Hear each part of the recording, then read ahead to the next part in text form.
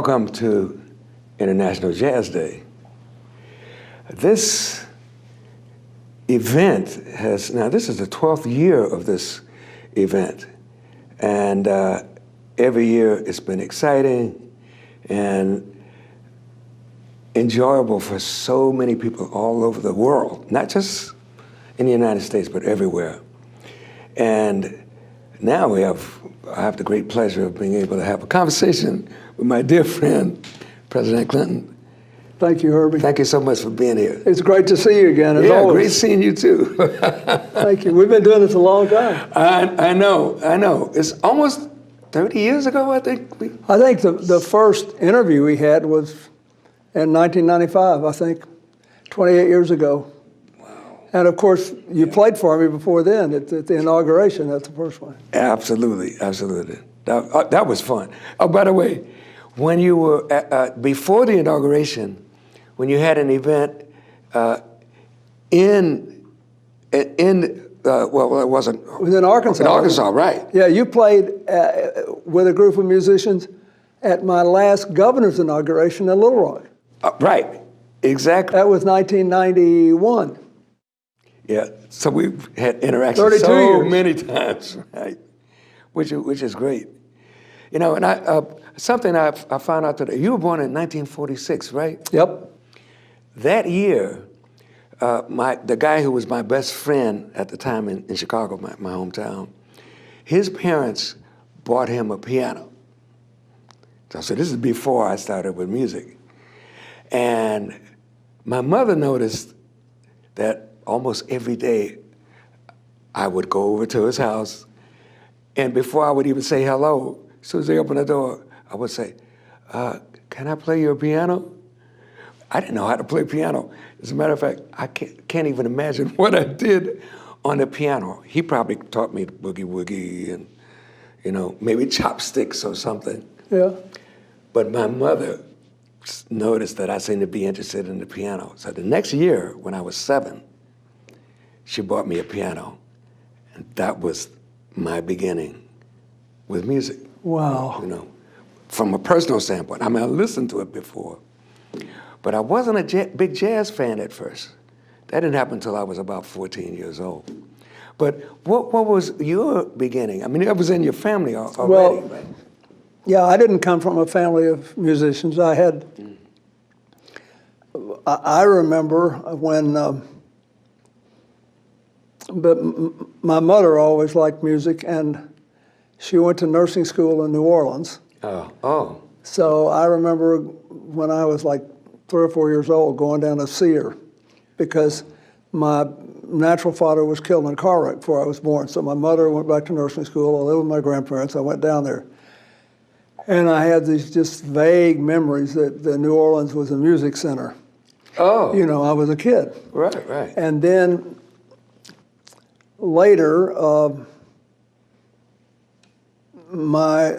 I lived in a town, I was born in a little town with 6,000 people, and I might never have gotten into music if I'd stayed there, but my mother remarried and moved to Hot Springs, which had both 35,000 people and also had people come in and out all the time because it had a racetrack, it had gambling, it had a national park, and it had a lot of music, you know, at all these nightclubs. So anyway, there was an elementary school band, and I joined, and I started playing clarinet when I was 9. And about a year and a half later, the band director, I still remember his name, George Gray, he said, I need a saxophone player. Will you learn how to play the saxophone? And he said, you won't have any trouble. You're doing good on the clarinet. So I said, well, do I have to give up clarinet? He said, no, you can play. So I kept playing clarinet for a while, but I started playing tenor sax. And I fell in love with it. And so I played in the grade school band. And then in junior high and high school, and eventually I got better and better, and I was exposed to all different kinds of music, and I would sit on my family, and we had a nice old-fashioned Victrola, You're right. round table, and we had a lot of vinyl records. My mother and stepfather did, and I would and a lot of them were like the Dorsey brothers or Louis Armstrong, and I love Louis Armstrong and Ella Fitzgerald from the beginning. All right. But I listened to all these others too, the Dorsey brothers and Benny Goodman, and we had an early copy of Paul Whiteman playing Rhapsody in Blue, and it was all sort of classical and jazz, and were kind of blurred, just like. Yeah. And I just remember sitting for hours, literally hours, on the floor listening to these songs, and I just started trying to do it. I first started trying to play Dixieland, and that kept me playing my clarinet some, because there's more clarinet than saxophone in Dixieland, So I played Dixieland, and then I got in a jazz band as I moved toward high school. And then I discovered Downbeat magazine, and I got a subscription to Downbeat. Of course. And by the time I was in high school, I was reading every edition cover to cover. Otherwise, I wouldn't have known much about it, And so it's one thing led to the other, and I just kind of kept going. Wow. So that was your real beginning. Yeah. I read somewhere. Did your mother play music too? No. Oh, she did. But she knew I loved it. And she was a working woman. She was a nurse anesthetist, but she never missed any of my concerts. Oh, that's great. It meant something to her that I wanted to be a musician. And then she got very mad because I also wanted to play football, and I was a big kid for the time. Mm. And she said, "You can't risk it because of your hands. You need your hands to read instruments, That's right. You got to have your hands." I'll never forget this fight I had with her. But there was not much of a fight with yourself about... No, because there was no comparison to when I loved the music. I didn't want to give it up. And then it was resolved by the rule makers, the people with control over activities in the schools. Right. Passed, they thought my school allowed everybody to be in everything, and that was a mistake. And they promulgated new rules, so I had to actually choose. I couldn't be in the band and on the football team, and so I chose to stay in the band, which got me a lot of ribbing, and not many dates in high school. But it was okay. I was happy. I did what I loved. Well, that's fantastic.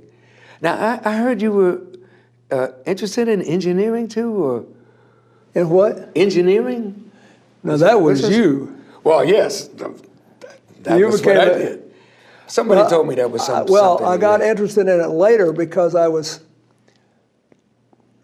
intrigued by the amount of science involved in the art of music. Absolutely. And I thought whether it was the scientific exactitude of Bach or the sort of creative possibilities and restrictions of jazz.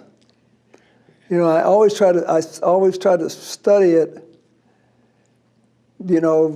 I studied chromatic progressions and major and minor keys and all this with a view toward how much was exactitude and how much was creativity. And I think it had a lot to do with whatever success I later enjoyed in politics, because I thought that both communicating with people and doing jobs involving different kinds of people with different views and all that was a combination of order and ad lib.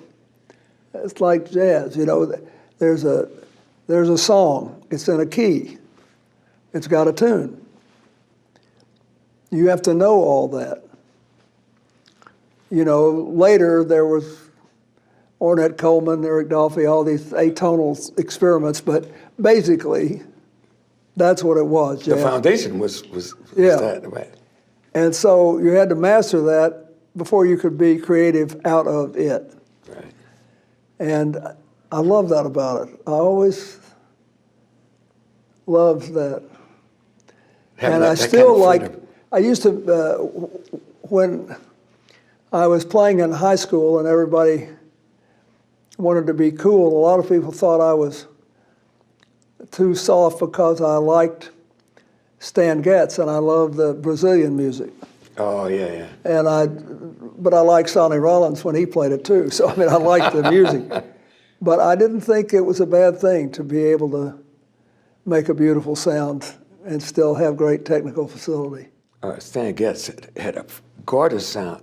I think he played oboe before, and Who I think he did? had a double He did? armature. That's how he got that sound. Yeah.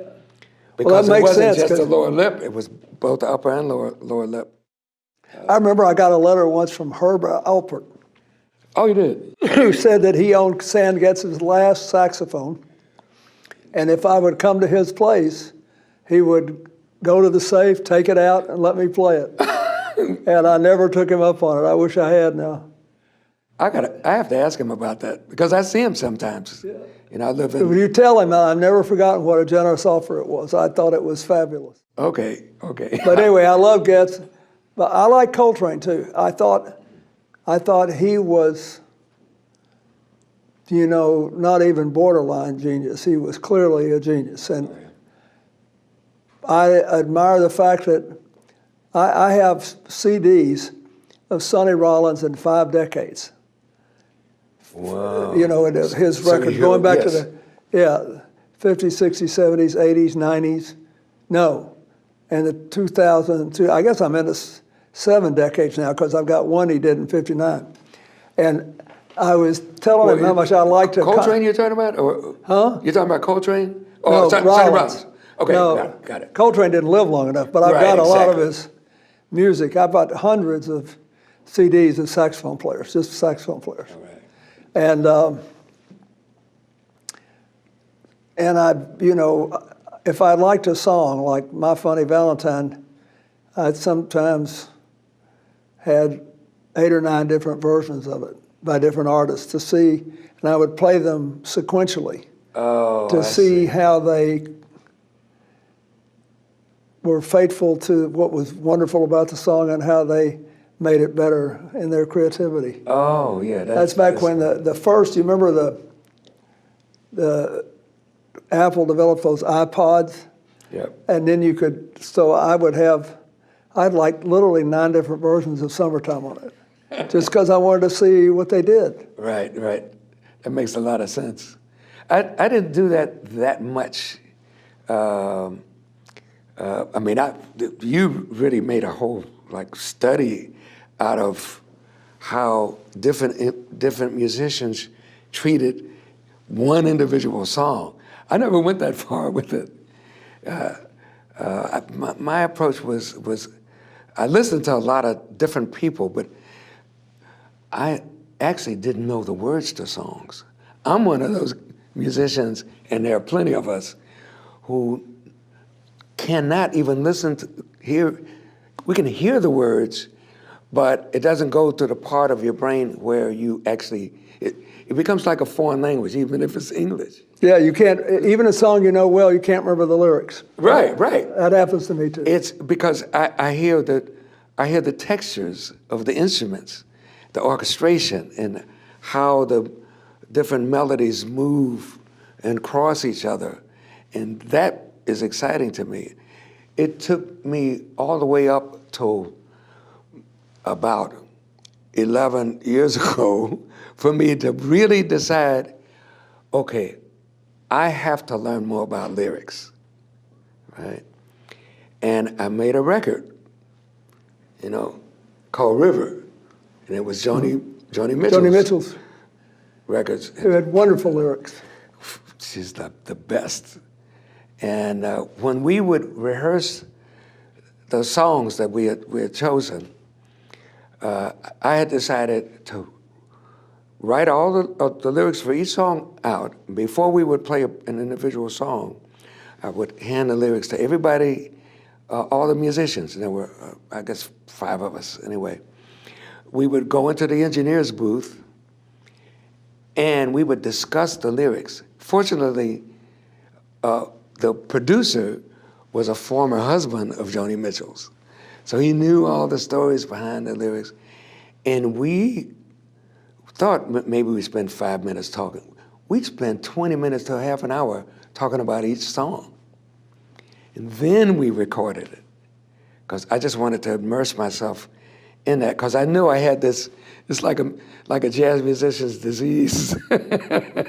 Just hearing the textures and not even, caring that much about the music, besides maybe the title. And it served me well. Actually, we won a big Grammy Award for that record, so I was very happy with it. Joni Mitchell is But she's like a jazz musician anyway. yeah. Yeah. And Joan Baez was too in some of her more creative songs. Yeah. But Amazing. Joni Mitchell is the reason my daughter's named Chelsea. Because when kidding. Hillary and I were in London at the end of 1978, and we went to go to plays over Christmas. And we were walking up the street in the borough of Chelsea. Oh, And we walked on a Sunday afternoon, I'll never forget this, and we walked by some sort of store. The stores were open afternoon, and that was blaring out Chelsea Morning. Joni Mitchell's song Chelsea Morning, and I looked at Hillary and I said, we ever have a daughter, we ought to name her Chelsea. wow. That's just a series of coincidences, but I think. Does Joni know that? Uh-huh. Oh, you told She me. doesn't. I called her a year or so ago, and we started talking about something else. But anyway, she does know it. Oh, that's great. And I was. But anyway, I love singers. And I love jazz singers. I love Nina Simone. She was fantastic. And I remember. So much heart, Yeah. First time I heard, I wish I knew how it would feel to be free, which is not one of her best long songs and not one of the best known civil rights songs, but maybe in some ways the best of all of them. When I'm feeling down, I still put it on. Oh, yeah. I still do it. And she, late in her career, she went in the reverse direction from you. Oh. In her late career, she moved to Paris and became a classical pianist. Ah, right. And so I saw in my calendar, this is long after I was out of the White House, that I was supposed to be there. And I wrote her a fan letter. And I had somebody contact her and ask if I could just at least meet her, give her a cup of tea or something. And she said yes, but she passed away before I got there. I've always regretted I didn't get to see her, but she was extraordinary. Yeah. And I always loved jazz because it was you could hear gospel in it, you could hear hip hop in it, you could hear R&B in it, you could hear rock and roll in it. Yeah. I could Definitely hear the blues, too. Yeah. And of course the blues. Right. Well, it came out of the Yeah, blues. exactly. And I love, I thought, Aretha was wonderful. And I remember reading one of her books, an autobiographical book talking about how her father, was a famous preacher. Right. And talking about how she would sit on the steps in their house and see all these great musicians come in, including Mahalia Jackson and other people, and she would just sit there as a little girl and sort of absorb it. Oh, yeah. Yeah, I saw that movie about her life. She's. But I think jazz is people say it's a quintessentially American gift to music. Art Blakely said, no America, no jazz, but I think one of the greatest compliments is how many other places do it well now. Hence, International Jazz Day. Yeah. because it was created because, well, actually, I was appointed Goodwill ambassador to UNESCO. And in my kind of acceptance speech, and I had been thinking about this for a while, that being with what was then the Thelonious Monk Institute of Jazz, now actually it's taken on my name, but we have, every year there's a contest, a competition. And we know that years ago, all the best musicians were American, right?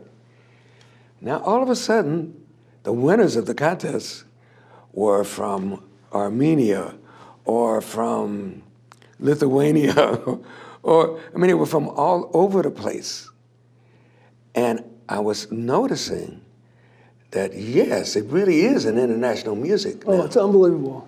Yeah, and so I thought, okay, now's the time we can say, yes, jazz was born in America, but it now has transcended the boundaries of those two oceans, and now has it really become an international music. And then that's when we came up with the idea of making an International Jazz Day, and this is the 12th International Jazz Day. I think it's great. I remember, even when I was a boy, first I remember the people tying jazz to African music. Right. And then I remember all the people who, led by Getz and Rollins and some others, who went to South America and embraced first Brazilian samba and what it was.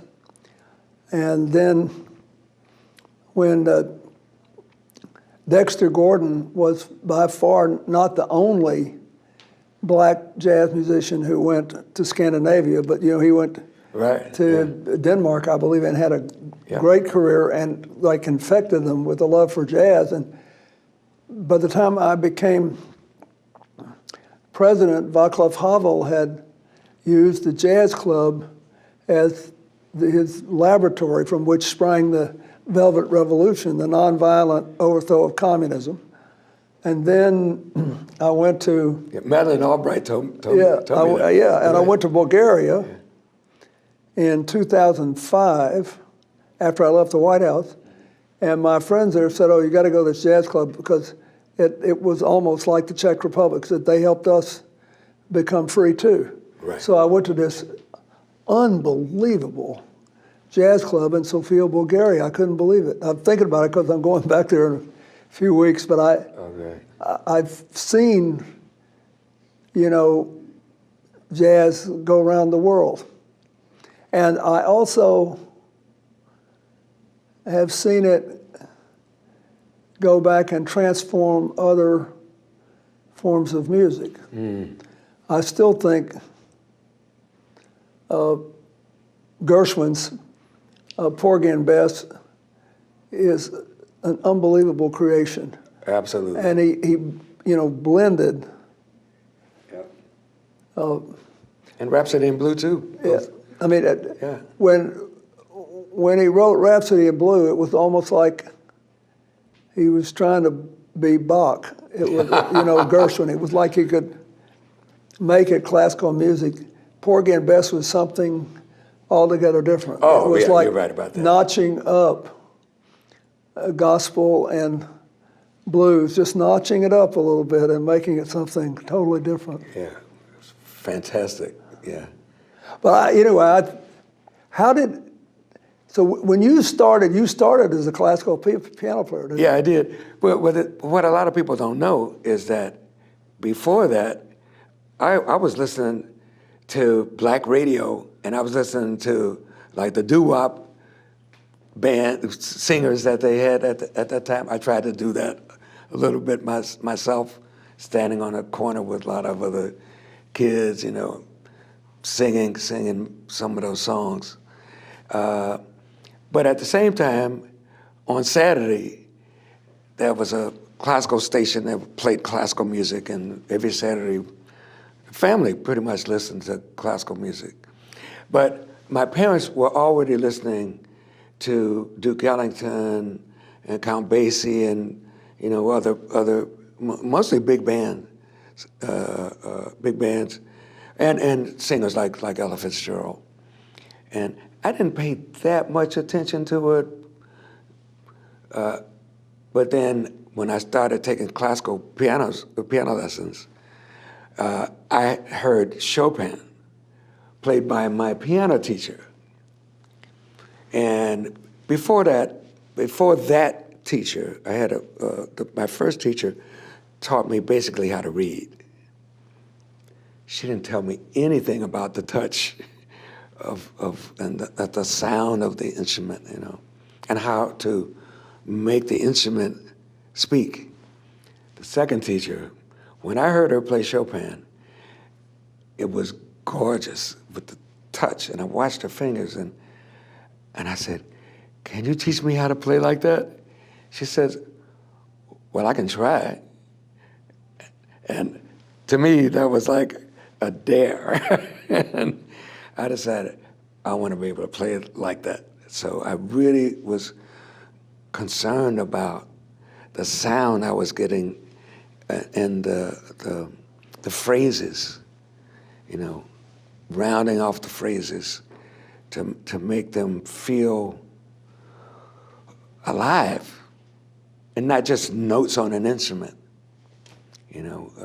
That's what we do is we play life.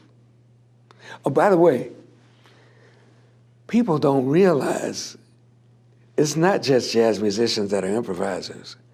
It's part of being human. Yep. When you wake up in the morning, you don't know what's going to happen in the next minute.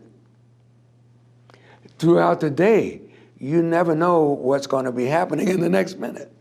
It's always a surprise, and you respond to it in various ways. Part of it is through conversation. We have to react to each other. That's improvisation. So it's built into the fiber of a human being. So you take that, which people don't really know about or don't realize, and give an instrument to a human being, a young kid, it can change their life. Because they're able to tell a story, tell their feelings through a universal language. It's not like English, which is only understood by people who studied English or English-speaking country. Music is understood by everybody all around the world. It is an automatic door opener for people who may not understand a word that you say. But you play music and you can play it together. And jazz, being improvised, especially, you can really, because then you're making melodies, you're making all kinds of things. I think it's really important now, because now we're back to this age-old argument about whether what we have in common is more important than our differences. Absolutely. And the only way to bridge that gap, I believe, is to say our differences matter a lot, and different groups, diverse groups, make better decisions than lone geniuses or homogenous ones, but only if they have a common language, which is music. Right. Only if they have a common devotion, which is ad-libbing, but staying within the structures of the music. Jazz is about creativity and cooperation. It's about individuality and being a part of a group. And so is life. Absolutely. And everybody who prances around acting like the only thing that matters is what they and their crowd thinks is doomed to disappointment sooner or later. But they can do a lot of damage along the way, but it's true. And I always thought of jazz as a metaphor for life. Oh, yeah. Because, I remember I called several years ago. I fell in love with a a Russian jazz saxophonist named Igor Boutman. Oh, yeah. I know you. And Boris Yeltsin threw a vent for Hillary and me when we were there and had Boutman play. And before Mr. Putin went off the reservation, his first year as president was my last year as president. And I did a goodbye tour, and I went to Russia, and he threw a little dinner for me, and then we went to this little auditorium. It's really amazing, in the Kremlin. It's small, and maybe you could have 30 seats and a little stage. And first they had a jazz group that was the oldest continuously operating jazz group in Moscow, and the lead guy was a piano player in his 80s. In the Kremlin? In the Kremlin. Wow. Then they had a couple of young prodigies play who were teenagers who were like you. They went from classical to jazz. Then the stage goes black, and Boutman comes out and starts playing alone, a cappella, his sort of theme song, Nostalgia. It's a beautiful, beautiful song. It was breathtaking. And so even after, we didn't necessarily agree with everything, I could still appreciate Boutman. And he never would leave Russia and he had lots of opportunities to come to America, make more money, do more things. He wanted to stay home. And he once flew overnight to play at my 60th birthday party. Oh, fantastic. Which meant the world to me. So, it sounds, a lot of people think it's naive, but I think we should keep trying to reach across these divides through music. I think it's really important. Absolutely. And that's a mic drop statement. Absolutely. Because there's freedom in the music. And like you said, when the musicians get together, you might not like the guitar player, or you might not like what the trombone player played. But each time the trombone player is playing a solo, if you're backing them up, everything you try to do is to make whatever anybody in the band plays be a part of this soup that we're making together and try to make it better. And so the whole thing about not liking someone because you don't agree with them goes completely out the window. Maybe when you finish the tune, you can still not necessarily like the person, but you've shared something together. And it breaks down barriers. It helps us to understand that even though every human being is unique, at the same time, every human being is the same family. Yep. And we are supposed to help each other. Jazz does that every time. It's built into it.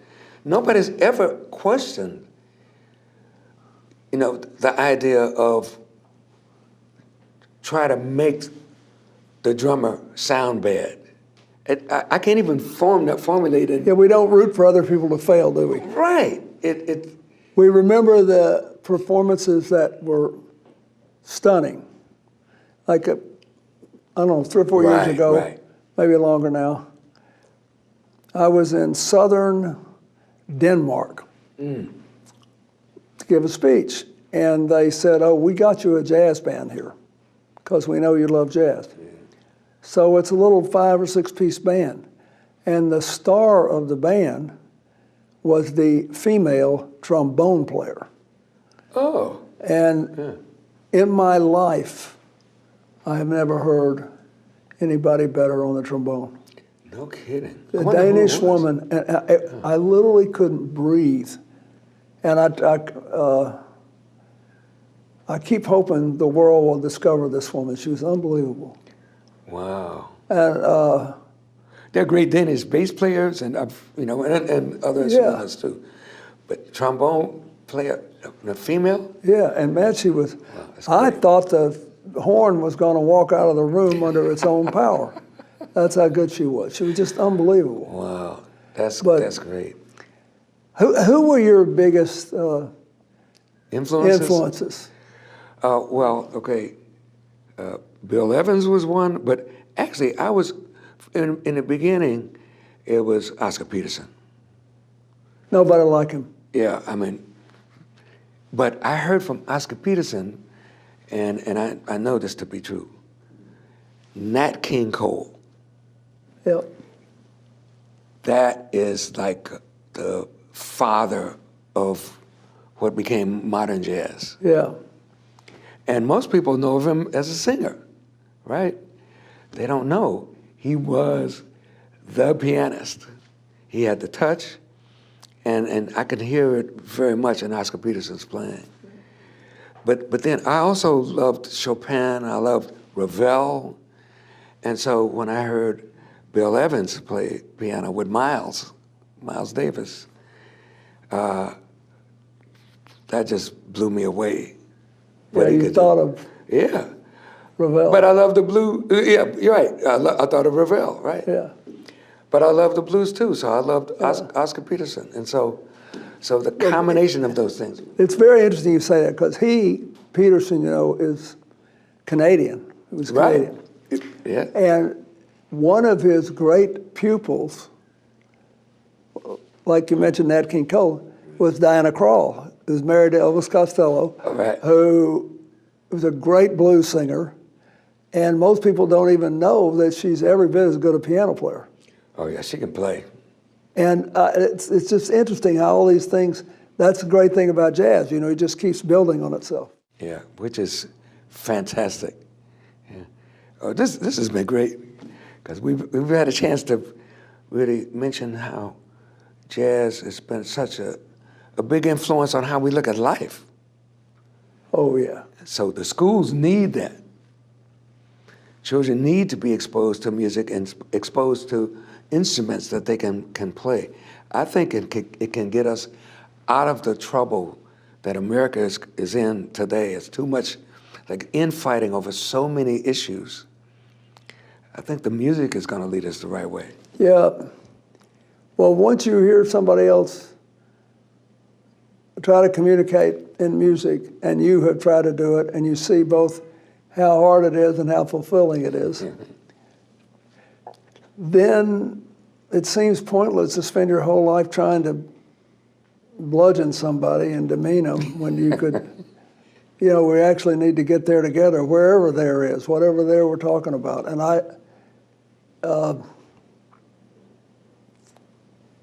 I worry because, we're never going to be perfect, but we need to be going in a direction where we're bound to be creative and trying to come together and not assuming the worst. But, our political power is transferred by basically short-term arguments and trying to get people to short-circuit their brains. My mother once told me when I came home mad at a guy at school, she said, "Billy made you mad, didn't I?" I said, "He sure did." And he said, "People that want to make you mad are not your friends." He said, "You make bad decisions when you're mad. You need to be calm and think about this." And I think, we've got to find a way in this country not to agree on everything, because that would be bad, but Right. not to, throw the baby out with the bathwater. We got to find a way to come back to each other a little bit.